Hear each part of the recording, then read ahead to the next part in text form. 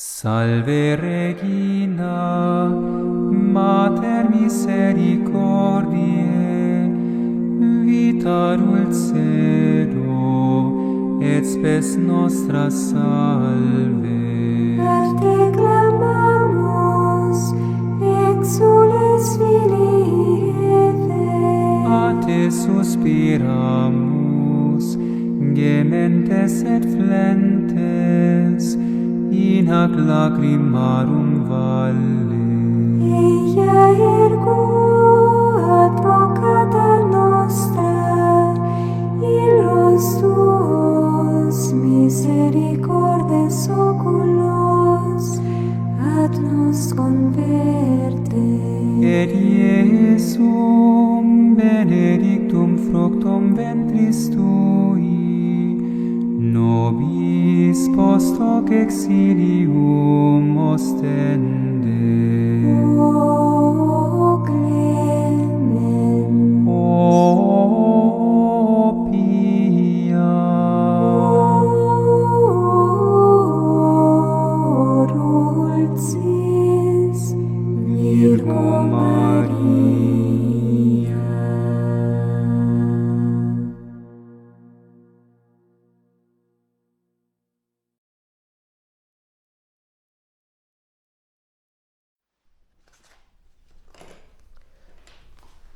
O Tratado da Verdadeira Devoção à Santíssima Virgem, por Luís Maria Grignon de Montfort, editora Vozes, canal Leconde. Capítulo 4. Da perfeita devoção à Santíssima Virgem, ou a perfeita consagração a Jesus Cristo. A mais perfeita devoção é aquela pela qual nos conformamos, unimos e consagramos mais perfeitamente a Jesus Cristo. Pois toda a nossa perfeição consiste em sermos conformados, unidos e consagrados a Ele. Ora, pois que Maria é de todas as criaturas a mais conforme a Jesus Cristo, segue daí que, de todas as devoções, a que mais consagra e conforma uma alma a Nosso Senhor é a devoção à Santíssima Virgem, sua Santa Mãe, e que, quanto mais uma alma se consagrar a Maria, mais consagrada estará a Jesus Cristo. Eis porque a perfeita consagração a Jesus Cristo nada mais é que uma perfeita e inteira consagração à Santíssima Virgem. E nisto consiste a devoção que eu ensino, ou, por outra, uma perfeita renovação dos votos e promessas do Santo Batismo. Artigo 1º. Uma perfeita e inteira consagração de si mesmo à Santíssima Virgem. Esta devoção consiste, portanto, em entregar-se inteiramente à Santíssima Virgem, a fim de, por ela, pertencer inteiramente a Jesus Cristo.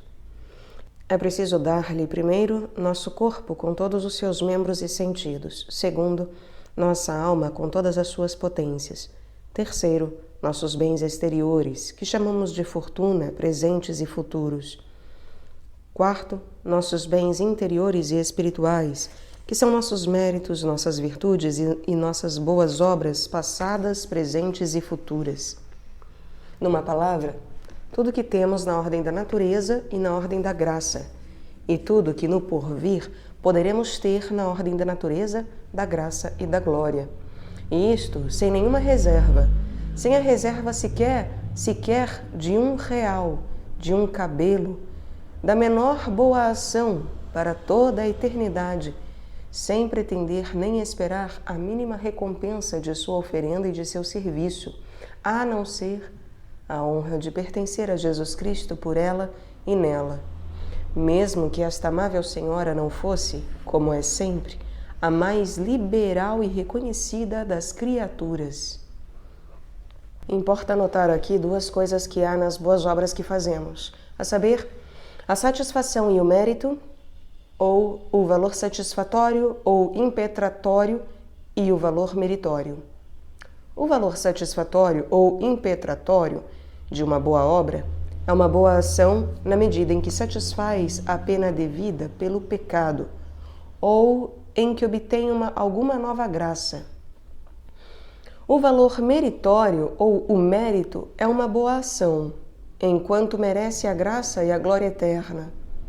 Ora, nesta consagração de nós mesmos à Santíssima Virgem, nós lhe damos todo o valor satisfatório, impetratório e meritório, ou, por outra, as satisfações e os méritos de todas as nossas boas obras.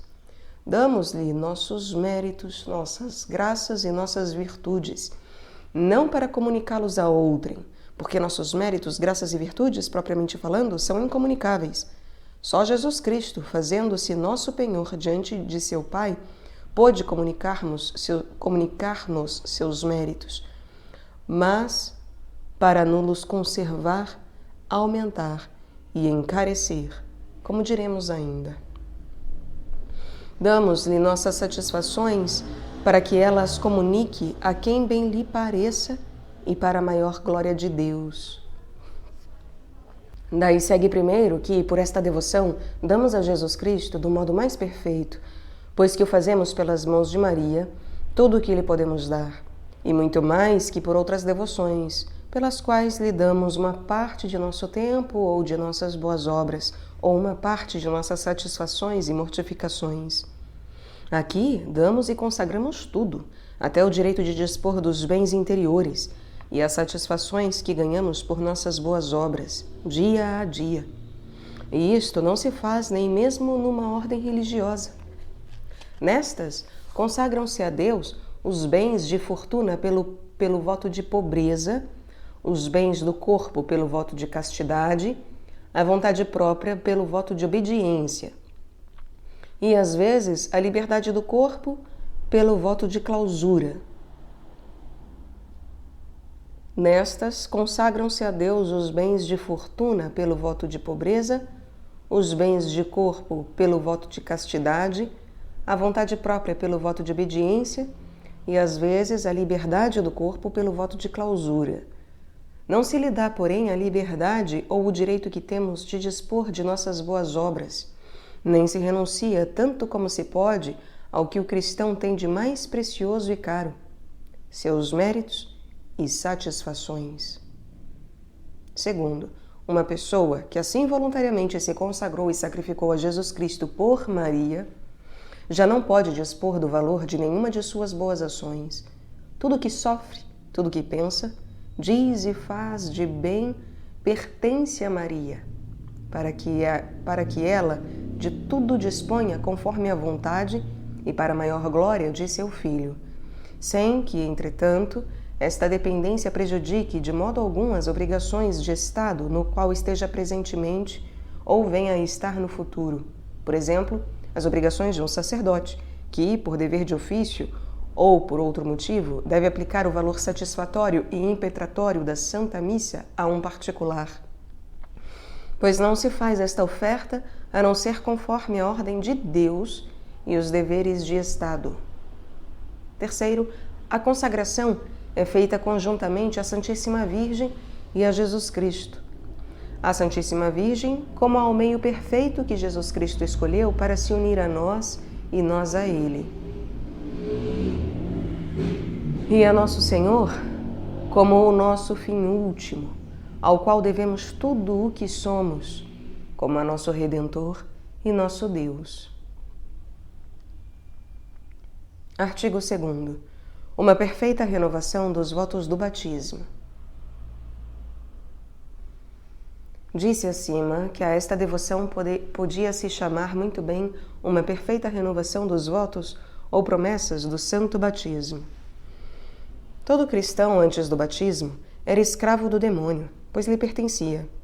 Na ocasião do batismo, o cristão, por sua própria boca ou pela de seu padrinho e de sua madrinha, renunciou a Satanás, as suas pompas e obras, e tomou Jesus Cristo para seu mestre e soberano Senhor, passando a depender dele, na qualidade de escravo por amor. É o que se faz pela presente devoção. Renuncia-se, como está indicado na fórmula de consagração, ao demônio, ao mundo, ao pecado e a si próprio, dando-se inteiramente a Jesus Cristo pelas mãos de Maria. Faz-se até algo mais, pois se no batismo falamos ordinariamente pela boca de outrem, pela boca do padrinho ou da madrinha, dando-nos a Jesus Cristo por procuração, nesta devoção fazemo-lo nós mesmos, voluntariamente, com conhecimento de causa. No batismo, não é pelas mãos de Maria que nos damos a Jesus Cristo, pelo menos de uma maneira expressa. Nem fazemos doação a Ele do valor de nossas boas ações. Depois do batismo, ficamos inteiramente livres de aplicar esse valor a quem quisermos ou de conservá-lo para nós. Por essa devoção, damo-nos, porém, a Nosso Senhor pelas mãos de Maria e lhe consagramos o valor de todas as nossas ações. No Santo Batismo, diz Santo Tomás, os homens fazem o voto de renunciar ao demônio e às suas pompas. Em baptismo voenti homines a renunciare diabolo et pompis eius. E este voto, afirma Santo Agostinho, é o maior e o mais indispensável. Votum maximum nostrum que ouvimos nos Cristo esse mansurus. Esse mansurus ou mansurus, não sei. É também o que dizem os canonistas. Precipium votum est quod in baptismate facimus. O voto principal é o que fazemos no batismo. Quem, entretanto, guarda tão grande voto? Quem é que mantém fielmente as promessas do santo batismo? Não é um fato que quase todos os cristãos falseiam a fidelidade que no batismo prometeram a Jesus Cristo? De onde poderá vir esse desregramento universal, senão do esquecimento em que se vive das promessas e compromissos do santo batismo? E por que cada um não ratifica espontaneamente o contrato de aliança feito com Deus por seu padrinho e sua madrinha?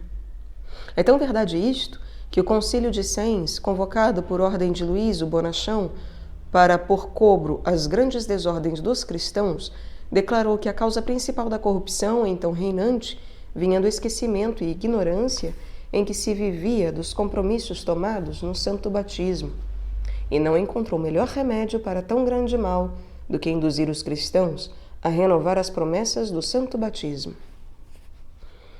O Catecismo do Concílio de Trento, fiel intérprete desse santo concílio, exorta os curas a fazer o mesmo e a relembrar os fiéis que estão ligados e consagrados a nosso Senhor Jesus Cristo, como escravos a seu Redentor e Senhor.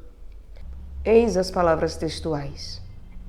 E aí há um parágrafo em latim, cujas palavras eu não sei todas, então não lerei, caros ouvintes. Mas está no Catecismo do Concílio de Trento, parte 1ª, capítulo 3º, artigo 2º, parágrafo 5º. Ora, se os concílios, os santos padres e a própria experiência nos mostram que o melhor meio de remediar os desregramentos dos cristãos é fazê-los relembrar as obrigações assumidas no batismo e renovar os votos que então fizeram, não é natural que se faça isto presentemente, de um modo perfeito, por esta devoção e consagração a Nosso Senhor, por intermédio de Sua Mãe Santíssima? Digo de um modo perfeito, porque nos servimos, nesta consagração a Jesus Cristo, do mais perfeito de todos os meios, que é a Santíssima Virgem. Respostas a algumas objeções. Não se pode objetar que esta devoção seja nova ou sem importância. Não é nova, porque os concílios, os padres e muitos autores antigos e modernos falam desta consagração a Nosso Senhor ou renovação das promessas do batismo, como de uma prática antiga, aconselhando-a a todos os cristãos. Esta prática também não é sem importância, pois a principal fonte de todas as desordens e consequente condenação dos cristãos está no esquecimento e indiferença por esta renovação. Alguns podem alegar que esta devoção, levando-nos a dar a Nosso Senhor pelas mãos de Maria Santíssima o valor de todas as nossas boas obras, orações, mortificações e esmolas, torna-nos impotentes para socorrer as almas de nossos parentes, amigos e benfeitores. A esses respondo primeiro que não é crível que nossos amigos, parentes ou benfeitores sofram prejuízo por nos termos devotado e consagrado sem reserva ao serviço de Nosso Senhor e de Sua Mãe Santíssima.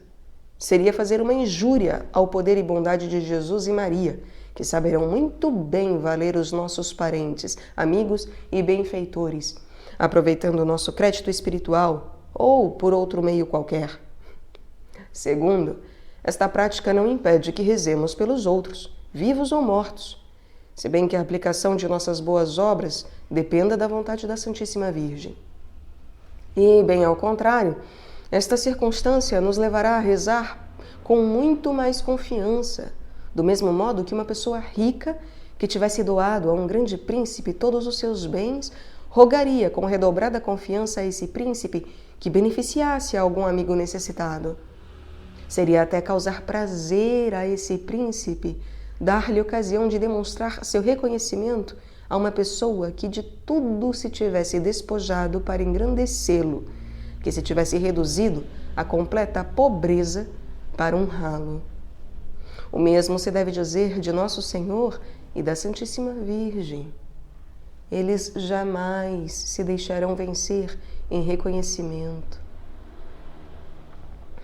Outros dirão, talvez, se eu der à Santíssima Virgem todo o valor de minhas ações para que ela o aplique a quem quiser, terei de sofrer talvez muito tempo no purgatório.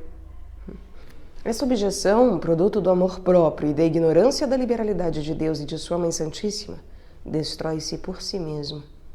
Uma alma cheia de fervor e generosa, que antepõe os interesses de Deus aos seus próprios, que tudo que tem dá a Deus inteiramente, sem reserva, que só aspira à glória e ao reino de Jesus Cristo por intermédio de Sua Mãe Santíssima, e que se sacrifica completamente para obtê-lo, esta alma generosa, repito, e liberal, será castigada no outro mundo por ter sido mais liberal e desinteressada que as outras? Muito ao contrário. É a esta alma, como veremos a seguir, que Nosso Senhor e Sua Mãe Santíssima se mostram mais generosos neste mundo e no outro, na ordem da natureza, da graça e da glória. Vejamos agora, o mais brevemente que pudermos, os motivos que nos recomendam esta devoção, os maravilhosos efeitos que ela produz nas almas fiéis e as práticas desta devoção.